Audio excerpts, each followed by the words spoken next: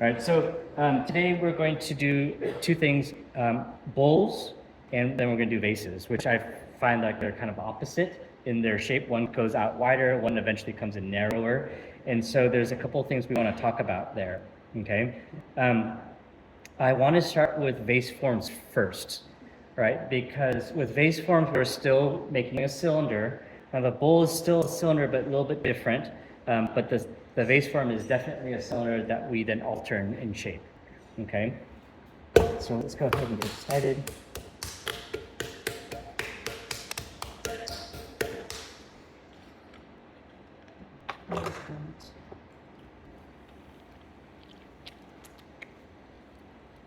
All right, so remember, so I've been watching a lot of like these Instagram videos and like kind of seeing what people are doing. And I find some people struggle with centering, like their arms move back and forth. I don't think we have any of that because I think we talk about using our whole body and not the arms. So remember like kind of when you squeeze it, the muscle force is in your arms to squeeze or like in your lats or so. But once again, as we lean into it, we're really using like our core muscles, which are generally much stronger than the rest of our body. And so we're going to have a lot more control. And as you center, make sure the bottom is centered before you go up and it's centered before you move up in general. Because if it's not centered, you'll find that you're kind of rockering up, okay? And that initial motion, if it's uncentered here, this initial motion follows its way up. Sort of like when we talk about raising our walls, if we don't square out, our hands tend to taper in and in and in, and that's just kind of like a motion our body remembers. All right, so squaring out the bottom is helpful for that same reason, because we're able to kind of train our hands to not taper in.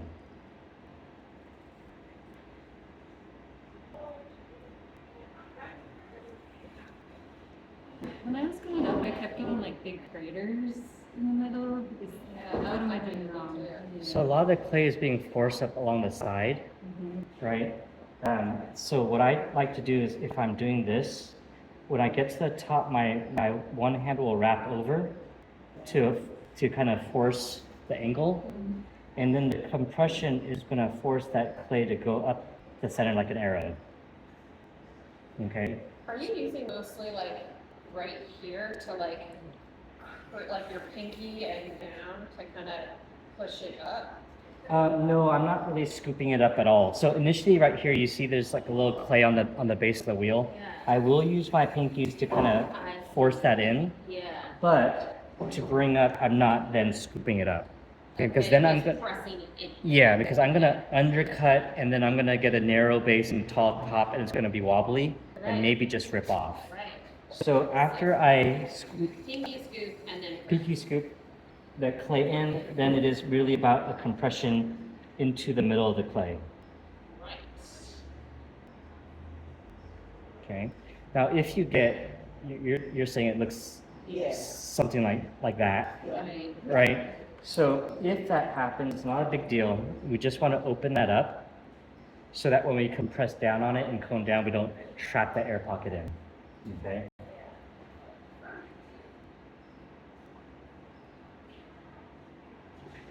When you're pressing down, I'm noticing that you kind of push it back.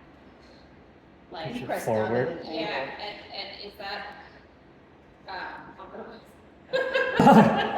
Or should we try and go as straight down as possible? You know, I think either way works. Once again, I'm just compressing it down. I just happen to be at an angle, so it's forcing that clay forward. Okay. It maybe looks cooler. I don't know. Right. I just wasn't sure if that was like something we should be trying to do, or if we should just try and keep it as straight down as we can. I don't think you need to worry about that. I just think you do, like, if just go down on it, and as long as it's centered, it's fine. Once again, if you start leaning forward on it, I think I picked up that habit from having to move more clay, Right. and I'm just kind of like using more of my body into it. And as you use more clay, you may find that you're doing that as well. Got it. But for what we're doing, I think compressing it down where it is perfectly fine. Okay. Okay. Remember that compression, that last compression I think is really helpful. In your cone down position, lean into the clay a little bit with your left, making everything smooth and coming off of it nice and easy. Okay?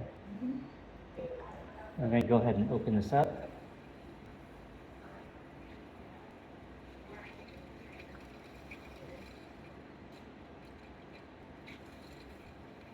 And remember that friction is your enemy. So if there's any friction, the clay catches and it can knock it off center. So if you need to add water, do so.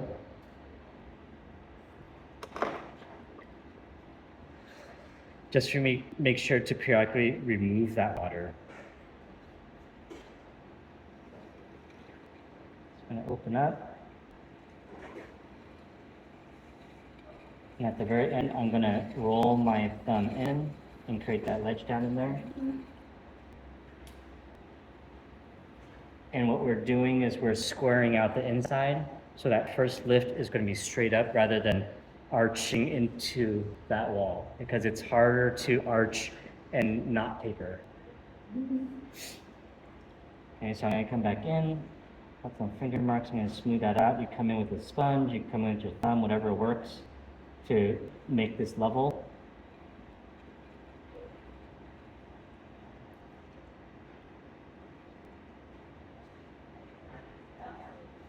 Right? And so we have that nice ledge. I can just stick my finger in there. Remember, that outside thumb is just a place marker for where my right hand is to go, but it is the right hand and the left hand working together and not that thumb. Okay, so compression and raise.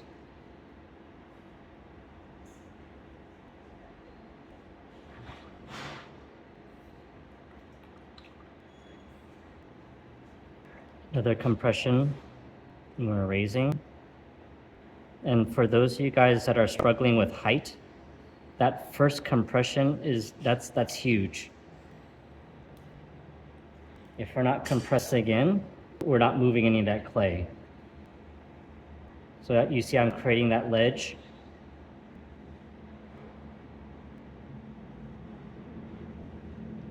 You're moving them generally at about the same speed as you're moving around. Say again? You're moving out at the same speed as you're moving around. Oh, I'm So not yeah. moving around. No, but what I'm saying is that the speed with which you pull up and the speed with which it's turning Yes. should be somewhat in sync. Yes, there's definitely a correlation for that, right? Yeah. So if it's spinning faster, I'm probably moving faster. If it's Yeah. spinning slower, then I'm definitely moving slower. And so there's that bell They kind of curve. work together. Right, right. And going up really slow is really hard, and going up really fast is really hard, right? For control's sake. You're right-handed, right? I am right-handed. Actually, I was born left-handed and then forced to use my right. So I guess like I've thrown both ways, but I certainly prefer the right hand. I feel like I was putting my dominant hand on the inside, so that's wrong. Less natural. I would say that when you're doing this, and I'm sure many people might argue that I'm wrong, and that's fine, but I feel like this is such a new experience that it doesn't make that much of a difference, and the amount of pressure that you're using with both hands isn't really important, because you're kind of doing both things with both hands. There's typically an equal amount of pressure. When we're moving the clay out, it's not so much force that there's like a dominant hand at play. So that's kind of how I felt when I was throwing left. The only difference with left is we'd spin the other way around, because we're on this side. And so maybe like your left hand is out here, but I didn't know the difference. Because even here, if I'm pulling out, my left hand's the one pulling out, right? So it's the left hand's doing more of the pressure or the strength, like the movement. So I didn't know that there was a big difference. But if you notice that big difference, just let me know and we'll work it out. And so the one thing that we want to think about when we're making bowls and vases is, generally speaking, when we're making vases, a form is kind of conical in this sense, and a bowl is conical like in that sense. So if we can bring it up straight, that's fine. But what I like to do is kind of reduce the amount of stretching and pulling that we do on the clay. Okay, so the clay has this characteristic called plasticity, and so if we mess around with it too much, it starts losing its plasticity and just kind of drops and fails on you. So we start with this, we go with the bowl and say, oh no, we're going to start to bring it in, and we start to to manifest its shape and kind of form it in different ways. It won't listen too much. So I know in general my vase form is going to be wider down here, it's going to come up, right? So what I might try to do to plan that is to have my overall cylinder not be a straight cylinder, but try to bring it into a cone, okay? And let me grab a sponge from my other people. Let's get this water out.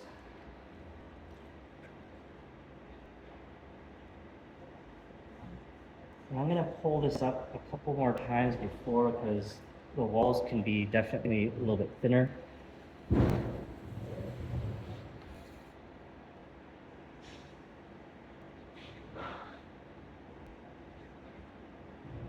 And when we make any form, we lose height because now it's not going straight up, it's going at an angle in some sense, whether it's an angle out or angle in. We're now not as straight as we can be. It's like slouching for me, I guess. I could be taller by slouch, so no good. So in a sense, if we're trying to make a vase that's about this tall, we got to make our cylinder taller. Okay.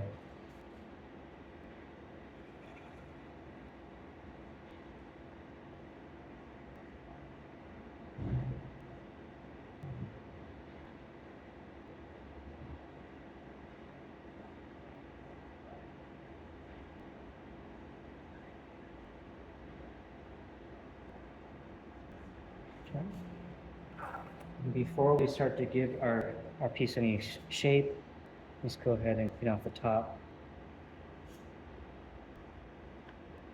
And so what we're going to do now is we're going to bring this out and we'll make something of like a moon jar, which is a favorite of mine. It's basically more of a ball shape.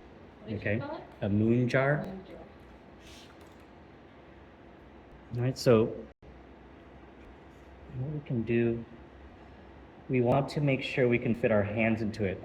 But if we can make it as conical as possible, that'd be the best. So what we're going to do is we're going to come down here and we're going to add a little bit of pressure. You can see it moving out. The right hand is supporting slightly, and I'm going to just start coming up. So it's your left hand that's pushing out. Yes. So I'm just making it a wider jar on the bottom. As I start to come up, I'm having less pressure, so it starts to bring it back in. Okay, so we get in a little bit of shape. Okay. All right. Now we're progressively going to push it out, push it out, push it out. But remember, we only need to push it out to about here because it's already coming back in. We don't have to worry about bringing it back in. We just need to worry about stretching it out to its max belly, so to speak.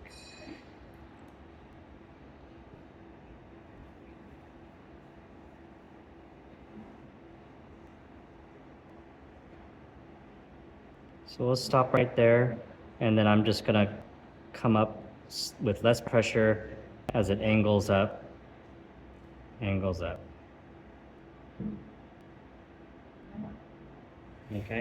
now the one thing is we need to have some support for the amount it comes out. So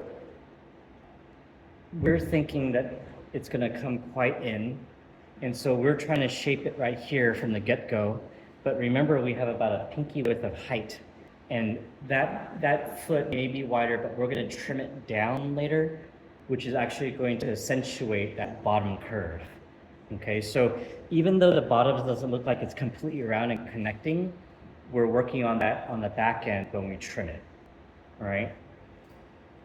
And generally speaking, if you have a piece that's really narrowed at the base, that narrow base was formed when it was more likely trimmed, because if we have this really narrow base on the wheel as we're spinning, that center of gravity is really difficult to work with.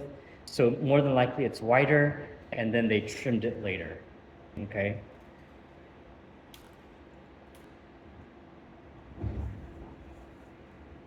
come out again. So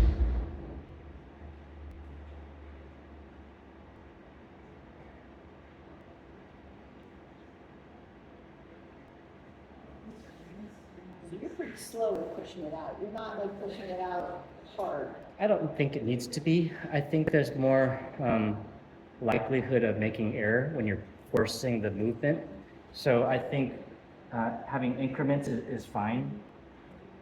But I'm more of like a slow and steady wins the race kind of guy. So I've met professors who are like, oh, when you make a cylinder, it's got to be done in like 3 pulls. And I never understood that. And he goes, well, the more you touch it, the weaker it gets. And I get that, but 3 pulls, like, so I think there's some kind of, can I say like a machismo when it comes to this kind of mentality of like forcing it quick and doing it very, dramatically for a showmanship sense. But I think really, like if you just make it right, you'll be good. So I'm going to introduce the rib at this point. This is a more of a rigid rib compared to, say, like a flexible rib like this. This is actually still pretty rigid, but somewhat flexible. Well, not flexible at all. And then this is a little bit more turgid too. So I'm going to bring this in, and this is going to help me create that arch on the inside. Okay. It'll kind of make it a little bit more smooth as I use this arch to kind of bring in the outside form. Okay, so we're going to use that to push out a bit, and you can see how it's lifting, and I'm on the opposite side of that tool. And at some point, because now I'm going to want to start bringing it in, we're going to converge and change where the power is coming from. Before it was outside, now it's going to be inside, okay? And so we're going to start to bring in these walls a bit. Now, there's 2 ways to bring walls. One is to simply change the direction and bring your walls in. Some of you guys might also see people collaring in, okay? So I want to talk about collaring in. It's got its purpose, all right? It has its purpose, and it's not a bad thing. And as you can tell, I'm kind of leading to this connotation that I do not like collaring in. But it looks something like this. You have the walls nice and wet, and you do something like this where you're choking someone, and then you bring it in. Okay, and it's really quick, it's pretty easy, and it's really effective in having a really quick motion. My problem with this is that oftentimes people go, oh, the outside is nice looking, I'm going to keep collaring it in, cut off the tip, or cut off the lip, and I'm done, okay? But imagine like you have like jeans on, like really big jeans on, and you're a small person and you make this jean fit on your tiny waist, it ripples, as is the clay, okay? So what tends to happen is those ripples form, and you can kind of see minorly, but there's like a movement along the lip that looks kind of like it goes back and forth. It's really subtle. Pleats. Like pleats. Yeah, like pleats. No one likes the pleats. They left with the 80s, I think. Of course they'll come back. So collaring is fine, but just make sure, because it does get thicker, that you follow it up with the straight lift, and that you could thin that out a bit. And you can see now, as I'm bringing it up, I've always said the uncentered clay gets manifested to the top. Okay, so now you can see that ripple. Well, we cut it, right? So where did this come from? It's from all that rippling of that clay now manifesting its way to the top. Okay, now you saw that I followed it up with the straight wall, like a basically angular lift. That's how we would bring it in anyways, right? So why not just do that anyways to bring it in? So that there lies my gripe is, for those that are saying, oh, we don't want to touch the clay too much, then why are we collaring and touching it unnecessarily, right? Once again, I don't think there's anything wrong with it. It's truly effective, but I think there's too much emphasis on that's how to bring it in. Okay, so yes, that's how to bring it in, but just don't forget the caveat is that you need to clean up those walls or it's gonna end up getting really thick on the top, okay? So we're gonna get that tool. I'm gonna open this up again because we don't need to collar in that much. And come back in.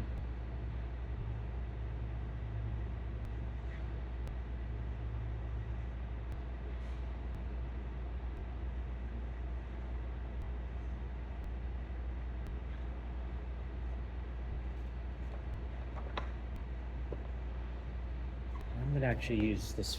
That's what's really effective too, is that is tiny, that little blue rib that you're using.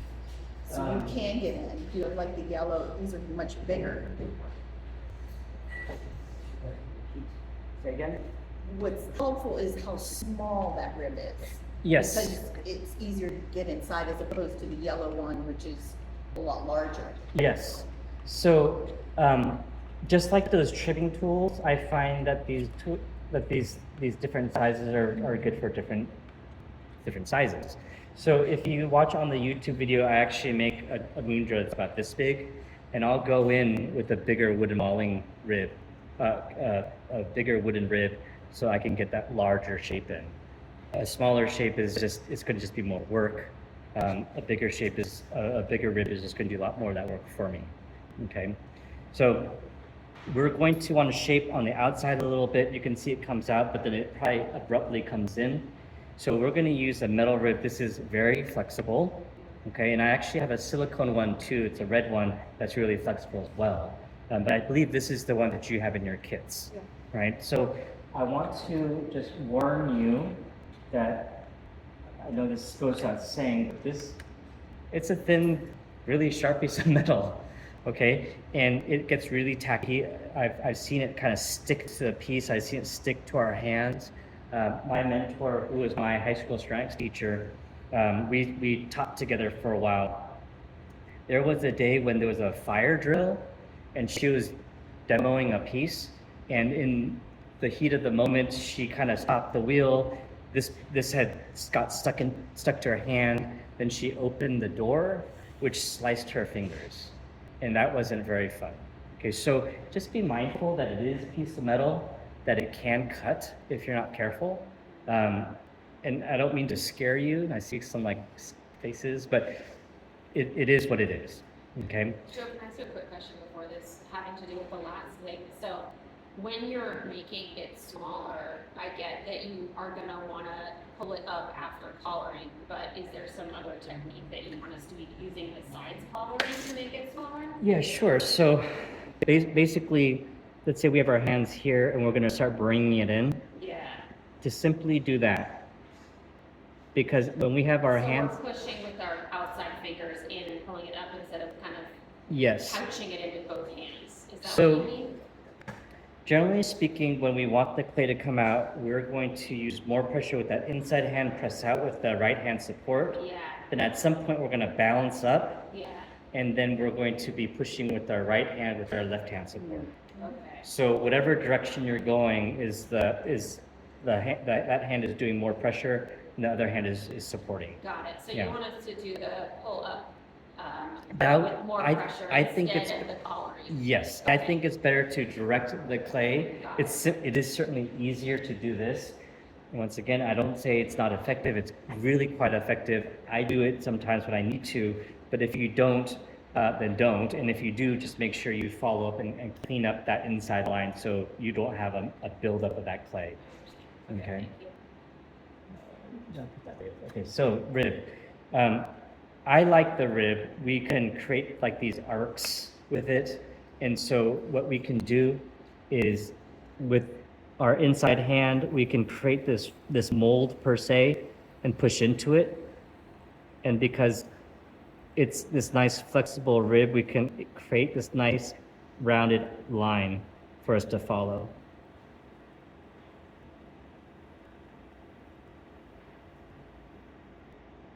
Okay. Ooh.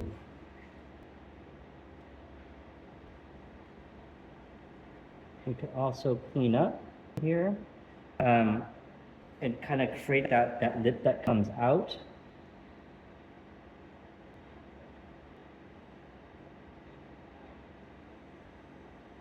So we can use that arch as well for that. All right, so we're gonna go ahead and cut the top off.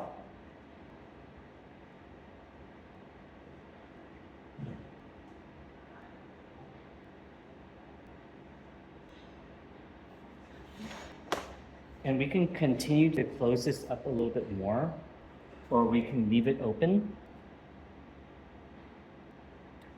What would we like to do? Let's close it. Okay, let's close it up a little bit more. The art director over here.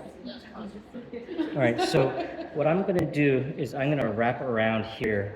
I like to pinch my fingers together and use this as the tool. So I'm gonna be doing something like this, basically running the clay against my fingers that I'm holding up.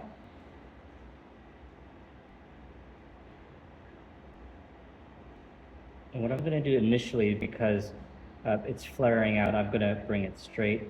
It's not gonna be one fell swoop to close it up.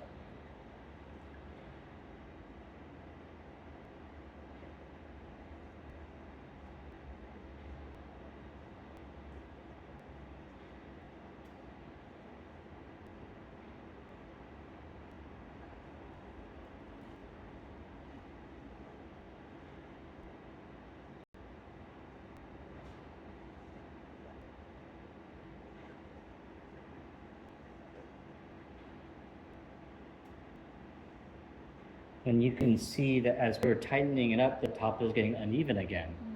Okay, so I'm cleaning it as I go. There's no reason to collar it and then clean it. Although, once again, if you're gonna collar it, just make sure you clean it up. How much water is getting on the inside of it? There's probably drops of water that are going in. They have like sponges on a stick that you can use to kind of drop it in there and pick up that water if you like as well. But typically when I'm getting to the top, I'm not getting too wet anymore.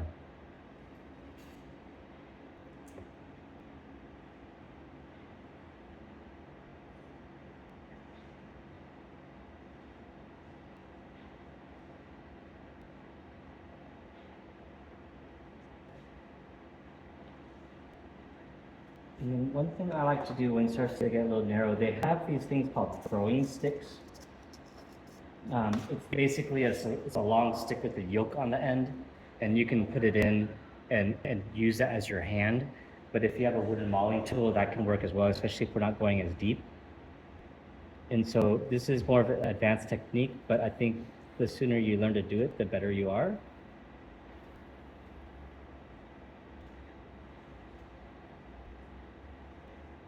And the nice thing about a throwing stick is that You're using the dull edge there. You're using yeah, the I'm rounded using the edge. rounded edge. If I do this, I'll probably scoop and scratch some of the clay off and make it thinner. So I like to use this edge. It is picking up some clay, but not a big deal. Now, the nice thing is we have a long amount of tools, so we can actually climb up quite a bit. So there's a little bit of room for error as you're moving up. Like it doesn't have to be right on the edge the whole time.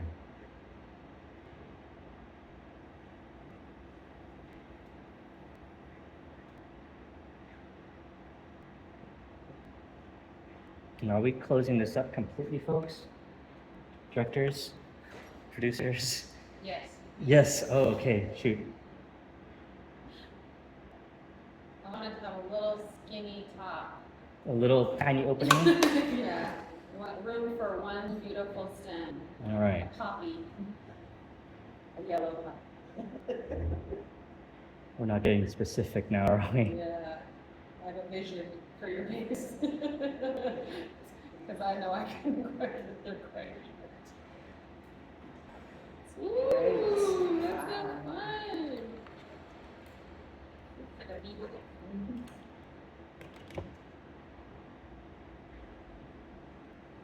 One finger. Wow.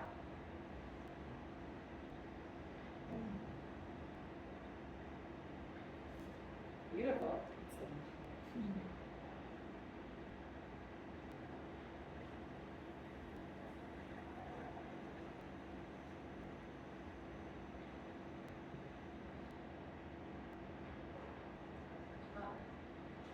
Now, do we want it coming up or do we want it flat? anyone else want to weigh in, because I will tell you. It's all you. I This, don't want to bogart. Let's bring it up. Bring it up real skinny.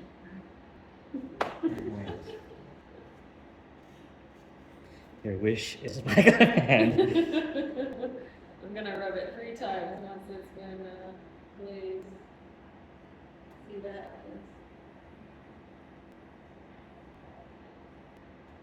You're talking about a little skinny neck. Yeah. I probably shouldn't have cut it off then. Yeah, I need that extra. I kind of was like listening, but not, okay, that's a not really really listening. I was like, I'm okay I hear what with you're it. saying, but I'm just gonna do this. Ooh.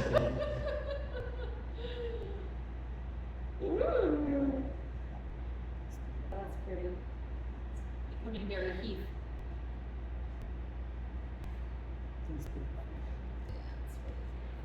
No, I like kind of like organic look sometimes, so I don't cut everything off. The cylinders are different because I think the cylinders that has it as a look, but something that's more round, it's gonna have one single golden poppy, ought to have a more organic look. And you're not concerned about any slumping at the bottom, since now the bowl is actually wider than the clay basin. Yeah, it should be okay. I mean, I'm not working down there anymore. If we were working on it quite a bit, then I think we would see some sort of like dropping. I also think that it's really important to have a good weight distribution as well. Yeah, So I think if it was really heavy on top, you'd see that thing collapse. so most of that weight is still at the bottom. Yeah, yeah. And the base is wide enough that I'm fairly confident that it has a good amount of support. That's really good.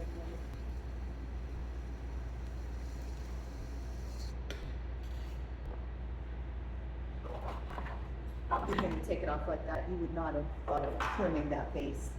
Yeah, I'll trim that off later. At this point, it's a little bit harder to get in there as well. And if I have that, I can have a little bit of buffer while I push it off.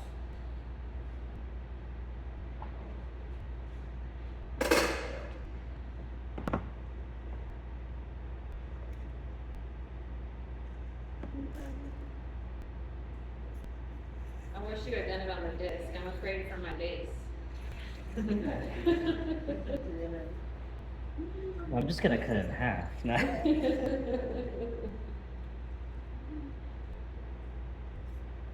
John, can you use for flowers living at the glazing? No, I usually, if you can't see it, I don't glaze it on the inside because it's going to be vitrified anyways. So it's not going to be very porous anyways. So I don't feel the need to glaze it if I don't need to.